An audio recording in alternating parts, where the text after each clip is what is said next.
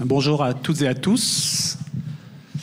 J'espère que ça va. Alors, il est fort possible que durant ma présentation, je recule le micro peu à peu.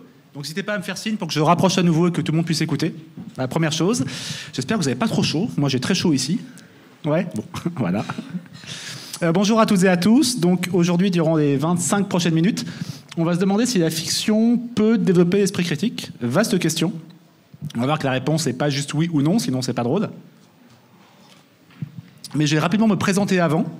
Donc moi, je m'appelle Antonin Adjé. J'ai écrit des romans d'anticipation qui s'appellent Interfeed. Alors, je ne dis pas ça pour faire ma pub, c'est parce que ce sera utile durant la présentation. C'est des romans donc, qui imaginent un futur proche, et notamment de cette trilogie, un futur où on peut partager ses émotions via un réseau social. Et forcément, il y a plein de conséquences sociales qui vont arriver. C'est le principe de la dystopie et d'anticipation, c'est de réfléchir à tout ça. En parallèle, alors c'est pas que j'ai une passion pour les triangles, c'est que je fais une thèse actuellement à Londres sur les théories du complot en psychologie. Et aujourd'hui, justement, je vais relier un peu des deux. C'est pour ça que je trouvais ça intéressant d'intervenir, pour voir si justement il y a un lien entre la fiction, où à la base on se base sur un truc qui n'est pas vrai, et les théories du complot qui, généralement, ne sont pas vraies non plus. Ok ? Donc, durant ces 25 minutes, on va développer ça en 3 parties. Alors sachez que je vais détruire toutes vos œuvres préférées. Si vous aimez Star Wars, etc., c'est fini. Vous pouvez encore partir, mais voilà. Si vous n'aimez pas Star Wars, c'est très bien. Bon. Donc, première partie, est-ce que la fiction permet de développer l'esprit critique ? Non. Ensuite, peut-être. Et en fait, pourquoi pas ? Ok ? On va commencer par non. Et on va justement commencer par le complotisme dans la fiction. Et en fait, il y a une règle presque universelle, c'est que dans les fictions, le complotiste a raison. Celui qui nous alerte d'un complot mondial, etc., généralement, dans les fictions, c'est vrai. Et on va commencer par la bande-annonce d'un film qui s'appelle JFK, si vous connaissez d'Oliver Stone, qui est sorti en 1994, je crois, et qui est une fiction, mais qui est aussi très proche, qui se veut très proche de la réalité. Et je vais vous montrer en fait que, rien qu'avec la bande-annonce, ça coche toutes les cases de bingo complotiste. Donc le complotiste a toujours raison. J'ai pas mis le son, mais ce sera sous-titré. Vous voulez le son ? Non, il n'y a pas de son. Alors là, déjà, je vais faire 2-3 pauses comme ça. On voit dès maintenant, en fait, que la figure paranoïaque de celui qui a peur d'être traqué par tout le monde, donc la CIA, les Cubains, etc., il a raison. Il a raison d'avoir peur. Alors qu'en théorie, de la vie réelle, pas forcément. On continue. Bien sûr, ça ne se passe pas comme prévu. Tac, tac, tac, tac, tac. Ouais. Alors attendez, je vais faire une petite astuce pour pouvoir faire les arrêts sur image que je voulais. On va faire ça à l'ancienne. Voilà. Donc.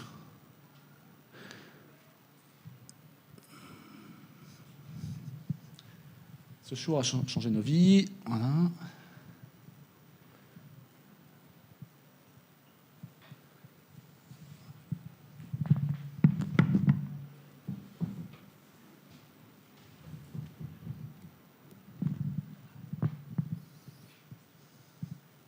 Voilà, donc là, on a un deuxième bingo du complotisme, c'est que la vérité est ailleurs. En fait, ils cherchent la vérité. En fait, en théorie, c'est pas ça. C'est pas, on part du principe... Je vais plus s'arrêter, désolé. C'est toujours comme ça quand on... Voilà. Il part du principe que la vérité n'est pas ce qu'on nous montre. Ça, c'est aussi la base du complotisme, et c'est la base de cette fiction où le héros, joué par Kevin Costner, va chercher la vraie vérité, sous-entendu, pas celle qu'on nous présente dans les médias.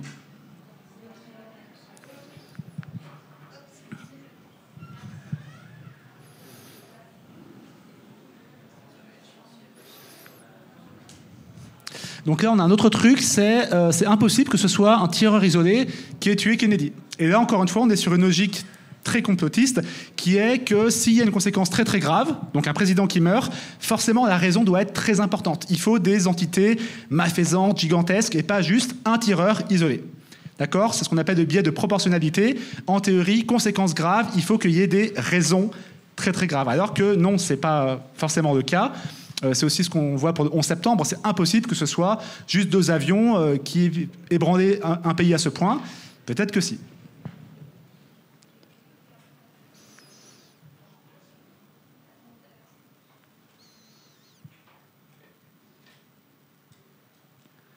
On va empêcher.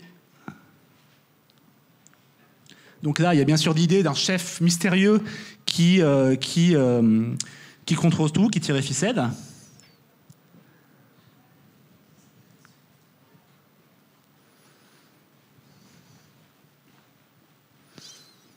Et là, il y a une phrase très importante que vous avez peut-être vue, c'est qui y gagne, à qui profite ce crime. Et là, c'est pareil, c'est très révélateur.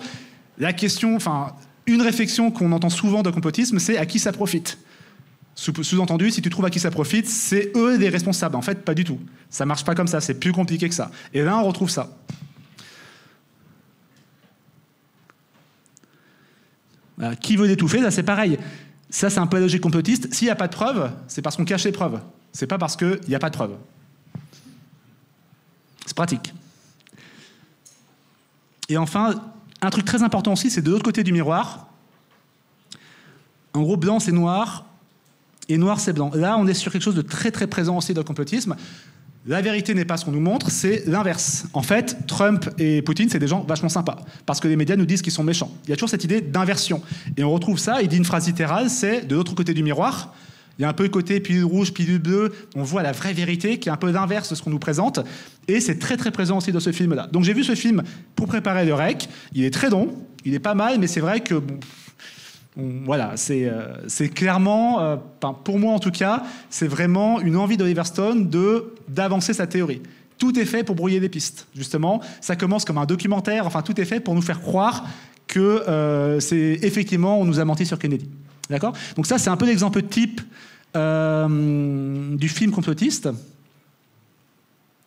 Et en fait, tous les films complotistes... J'ai passé beaucoup de temps à faire la mise en page. Tous les films complotistes jouent là-dessus. Il y a très peu de films où le complot s'avère être un faux complot. D'accord ? C'est très rare. Moi, j'ai un film que j'ai vu dernièrement qui s'appelle Under the Silver Lake, où il y a ça. Peut-être The Big Lebowski, mais tous les autres, tous ceux qu'on voit là, au final, il y a un vrai complot. Que ce soit dans une fiction, donc des aliens, enfin une fiction de science-fiction, ou des choses plus réalistes comme La mémoire de la peau ou Les hommes du président. Le complot, par définition, est vrai dans les fictions. Et ça, c'est embêtant parce que dans la vraie vie, le complot, par définition, enfin la théorie du complot a de grandes chances d'être fausse. D'accord ? Mais ça, c'est le complotisme en tant que tel dans les fictions.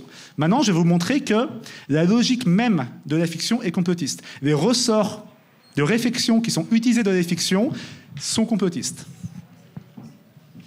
Dans une fiction, dans un complot, alors si vous connaissez ce gif, ça vient de La Flamme, non, de Flambeau, la suite, où c'est une caricature de complotiste, mais il s'avère qu'il avait raison, encore une fois. D'accord ? Alors ça va être... Je vais parler 3 minutes, donc vous allez voir bouger comme ça pendant 3 minutes. Rien n'est dû au hasard. Dans la fiction, rien n'est dû au hasard, et dans le complot aussi. Pour ceux qui connaissent un peu la narration, il y a un fusil, il y a Tchekhov. C'est ce qu'on appelle en narration le fusil de Tchekhov. C'est l'idée, donc instaurée par Anton Tchekhov, le dramaturge russe, qui a dit s'il y a un fusil sur un mur lors de l'acte 1, il faut l'utiliser lors de l'acte 4. D'accord ? En gros, les outils que tu mets en avant de la fiction, il faut les utiliser. Rien n'est dû au hasard. Le fusil doit servir. Si une personne, je ne sais pas, a un problème de cœur, ça va être utile plus tard dans l'histoire. Ou alors c'est pour caractériser le personnage. Mais dans tous les cas, il faut une intentionnalité. Chaque chose a un but. Et ça, c'est un raisonnement très complotiste. D'accord ? Ensuite, il y a un autre principe narratif qui est assez proche du fusil de Tchekhov. C'est le foreshadowing. Notez mon accent. Là, c'est un peu différent. C'est l'auteur, le créateur, qui va donner des indices dans sa fiction de ce qui va se passer plus tard dans la fiction. C'est très utilisé. C'est une sorte de lien, de contrat entre l'auteur et le public. Et là, il y a 3 exemples que vous connaissez sûrement, donc le fameux Star Wars. Dans l'Empire contre-attaque, Luke, qui va se battre contre Dark Vador, d'abord se bat contre une illusion, et il s'avère que, quand il tranche la tête de cette illusion, de casque, c'était lui-même. Et c'est un foreshadowing pour dire que Dark Vador est très proche de lui, puisque, je spoil, je suis vraiment désolé, mais ce sera son père. Voilà, je pense que ça fait 40-50 ans, on peut y aller. Non. Quelle honte. C'est pas fini, j'ai spoilé ça aussi. Dans Fight Club, les 2 personnages principaux, désolé, sont une seule et même personne. D'accord ? Et il y a énormément d'indices qui montrent, dès le début, que ce sont une seule et même personne. Il n'y a aucune raison narrative à ça, c'est juste un clin d'œil du créateur de l'histoire à son public. Et ça, voilà. Et dernièrement, alors est-ce que vous reconnaissez l'image à droite? Est-ce qu'il y a des gens qui sont très très calés? Jurassic Park. Et vous savez pourquoi j'ai mis ça? Alors non, c'est pas insécurité du parc. En gros, exactement. En fait, le protagoniste a une peur maladive de l'hélicoptère, il va essayer de s'attacher, il n'y arrive pas parce qu'en fait, donc une ceinture, il y a un côté mâle, un côté femelle, mais il ne trouve pas le côté mâle, et donc il va attacher deux côtés femelles entre eux. Or, tous les dinosaures du parc sont des femelles, donc en théorie, ils ne peuvent pas faire des bébés dinosaures, et ils vont y arriver. Donc en gros, lui a trouvé une solution avec, on va dire, 2 ceintures femelles pour s'en sortir, et c'est un foreshadowing du fait que les dinosaures sont parvenus à se reproduire, magie, alors que ce n'est pas censé être possible. Ce qui est très intéressant, c'est quand j'ai créé la conférence, je me suis renseigné, il s'avère que ce n'est pas un truc acté en fait. L'acteur a dit non, c'est juste qu'il a peur de la technologie, mais on a interprété ça comme un foreshadowing. Donc c'est un message, volontaire ou pas, du créateur à ses lecteurs. Et ça, c'est très très présent dans les complots. Des petits indices cachés, de vent des globes. Et forcément, il y a un lien. Voilà, ces petits indices-là, c'est de la révélation future. D'accord? C'est vraiment la même logique. Ensuite, dans une fiction et dans un complot, les choses ne sont pas ce qu'elles semblent être. D'accord? On va jouer sur ce qu'on appelle l'effet de contraste dans les fictions, où, pour surprendre forcément le public, on ne va pas être trop évident. Et donc, par exemple, s'il y a une petite créature qui a l'air fatiguée et inoffensive, et ben en fait, elle est hyper badass avec un sabre laser. D'accord? Ce témoin a l'air vraiment insignifiant et pas dangereux, et en fait, c'est un tueur en série. Alors, ce qui est bien, c'est que ça marche aussi avec d'acteurs. Il a l'air très sympathique, et en fait, non, c'est un prédateur sexuel. Mais bon, acteur, prédateur sexuel, c'est un peu devenu synonyme. Gérard, si tu nous entends. Donc, voilà. Donc, la logique de la fiction, c'est complotiste. Et maintenant, on va aller encore plus loin. On va parler des fameux biais cognitifs. Et la fiction, elle use et abuse de biais cognitifs. Il y en a énormément. On ne va pas tous les faire. Hein. Vous savez qu'il y a à peu près 110 biais cognitifs et j'ai encore que 10 minutes. Mais donc, rappel hein, pour ceux qui ne connaissent pas, donc un biais cognitif, c'est une forme de pensée qui dévie de la pensée logique ou rationnelle et qui va être systématiquement utilisée. Globalement, ça fonctionne bien, les biais cognitifs. Hein, c'est utile. Mais des fois, ça peut provoquer des erreurs. Et un sophisme, c'est la rhétorique, c'est un argument faux malgré une apparence de vérité. Et il y a une rhétorique très utilisée qui s'appelle l'appel à la nature. En gros, si une chose est bonne, enfin si elle est naturelle, elle est bonne, et si elle n'est pas naturelle, elle n'est pas bonne. D'accord? On ne va pas définir ce que c'est que naturel ici ou pas, parce que c'est très compliqué, mais en gros, les oiseaux, les arbres, c'est bien, et les immeubles, c'est pas bien. Et ça, c'est hyper utilisé dans la fiction. Dans la fiction, la nature, elle est supérieure à l'homme, consciente et meilleure que l'homme. D'accord? Pour revenir sur Jurassic Park, life find a way. C'est-à-dire que même si les humains ont modifié génétiquement les dinosaures, ils parviennent à se reproduire. La nature est supérieure à l'homme. D'accord? La nature est consciente de Final Fantasy VII, qui est bien sûr le meilleur jeu vidéo du monde. À la fin, je vois qu'il y a des gens qui sont de ma génération. La planète va se défendre par elle-même contre une grosse météorite qui veut la détruire, provoquée d'ailleurs par un homme manipulé génétiquement. Donc on est sur cette logique-là. D'accord? Mais la planète a une sorte d'éther, etc. Elle est consciente. Elle s'appelle Gaïa d'ailleurs dans le jeu vidéo et ça fait écho à beaucoup de choses qui correspondent à l'appel à la nature. Et la nature, elle est forcément meilleure. Et attention, là, pour les 2 slides suivants, on va être hyper subtil. D'accord? Voilà. Donc dans Rocky IV, Rocky s'entraîne en souvent des troncs d'arbres naturels, entraînement naturel. Et Drago s'entraîne avec des stéroïdes, des trucs technologiques. Devinez qui gagne? L'Amérique. Deuxième subtilité, attention, là on va être un niveau au-dessus en niveau de subtilité. Voilà. Ah oui, bah là c'est le film subtil par excellence. Entre des humains militaires, technologiques, etc., et des navis qui ont un arc, c'est naturel en théorie, et qui accrochent leurs cheveux aux arbres, c'est qui les gentils? Il paraît que dans 3, il y aura des méchants navis, mais bon, on verra. En tout cas, voilà, on est sur une dichotomie très forte entre l'humain corrompu, technologique, et ce peuple amoureux de la nature, etc. Je ne dis pas que la nature, c'est pas bien, hein, je dis juste qu'on va user de ce procédé-là. Okay? Et généralement, à la fin de beaucoup de fictions, l'apaisement vient par la nature, une sorte de paradis retrouvé dans Hunger Games ou dans Hot Shot 2, si vous connaissez, où il part dans un moine tibétain pour se ressourcer. D'accord? Il y a cette idée d'exotisme, de naturel, etc. D'accord? Enfin, il y a ce qu'on appelle les biais statistiques, il y en a beaucoup, et c'est très très présent dans la fiction.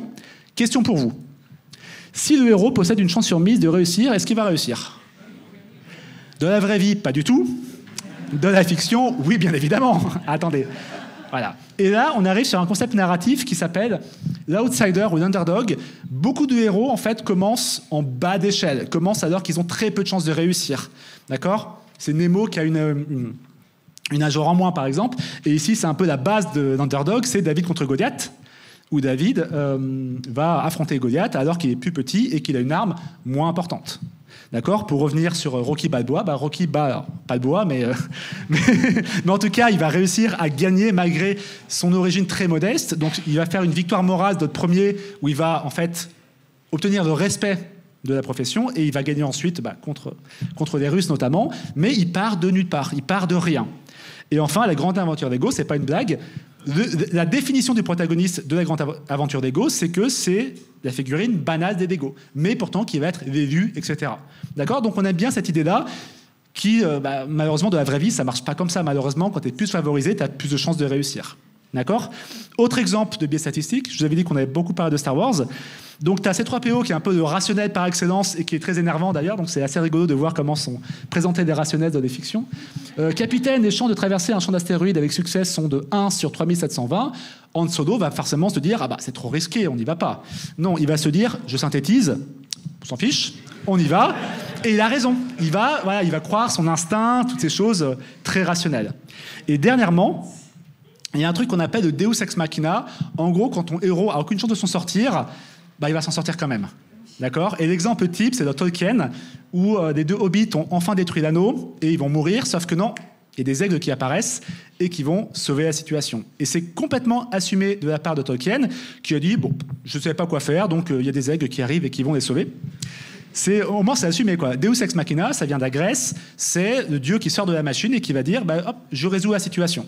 Alors que toutes ces chances sont en défaveur de nos héros. Donc statistiquement, ils s'en sortent encore, alors qu'il n'y a pas de raison.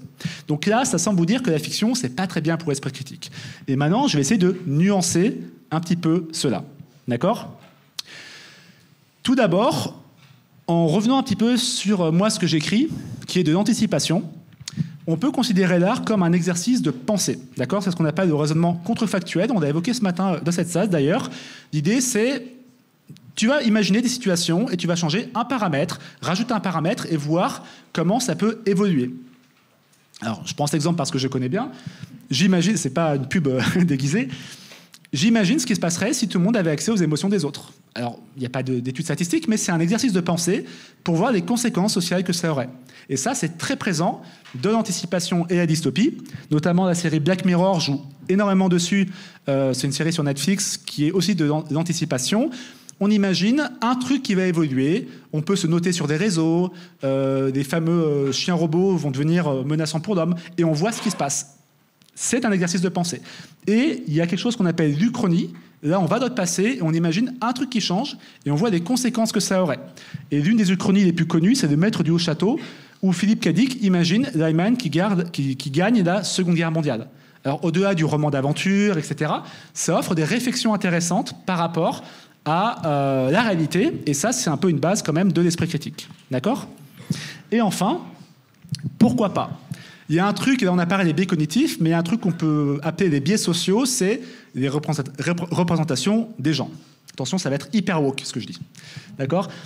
Il y a beaucoup de clichés qui sont véhiculés. D'accord? La cage aux folles, c'est un peu cliché quand même sur les LGBT. Bon, et ben peut-être que la fiction peut servir justement à casser ces préjugés en offrant de nouveaux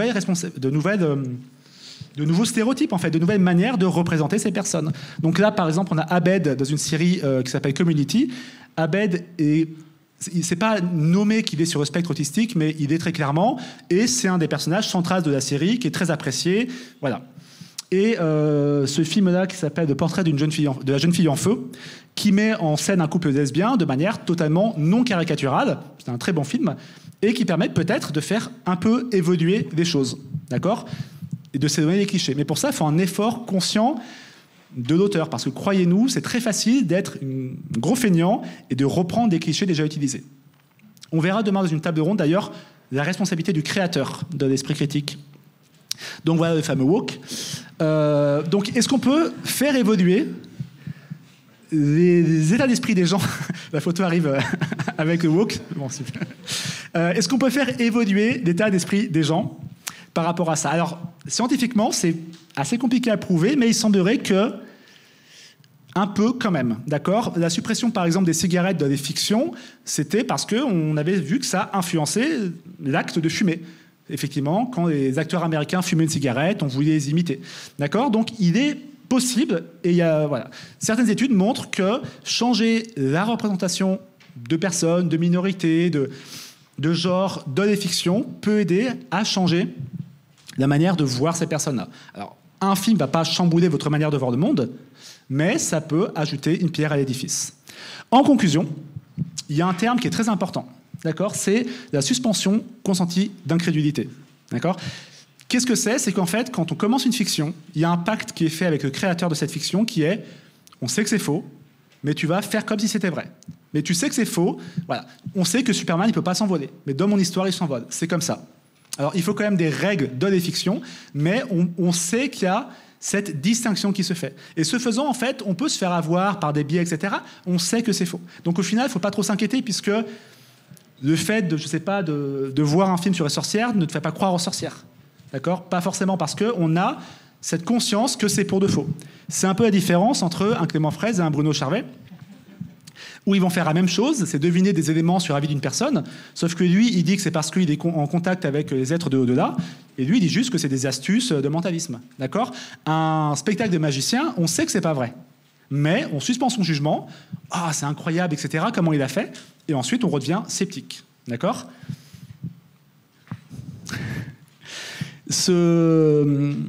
Cet auteur, vous connaissez sûrement, il s'appelle Jules Verne. Et ça, c'est une deuxième partie de ma conclusion pour montrer que cette idée de la nature est mieux que l'homme, etc., en fait, ça n'a pas toujours été comme ça. Jules Verne est le créateur de ce qu'on appelle, enfin, un des pères fondateurs du merveilleux scientifique, où il y avait cette beauté l'exploration humaine, que ce soit sur la Lune, au centre de la Terre, ou 20 milieux sous les mers. Et donc là, il y avait un effet très positivisme, de la technologie. Donc en fait, c'est aussi très contextuel. Maintenant, avec l'angoisse climatique, c'est peut-être logique qu'on ait ces biais d'appel à la nature, parce que ça nous rassure, parce que ça fait écho à notre époque. Donc peut-être que l'époque va influencer des fictions, peut-être que les fictions peuvent aussi influencer notre manière de voir l'époque. Et en conclusion, I want to believe, je pense, alors ça c'est pas du tout étayé par des études, je pense aussi que peut-être que l'humain, il a besoin d'avoir cette porte d'accès au merveilleux. Je pense qu'il y a peu de gens qui ne supportent pas de voir une fiction. Et après, il y a deux manières. Soit on imagine que la magie existe pour de vrai, et donc on a accès au merveilleux, mais en pensant que ça existe pour de vrai. Ou alors, on se dit, je sais que c'est pas vrai, mais ça tombe bien, suspension consentie d'incrédulité, grâce à la fiction, je peux me faire plaisir dans cet univers qui n'existe pas, et revenir dans une vraie vie plus sceptique, ayant, on va dire, assouvi mon besoin de croire à un truc qui n'est pas vrai. Donc au final, c'est pas très grave si les fictions sont pas forcément très rationnelles. Voilà, merci beaucoup.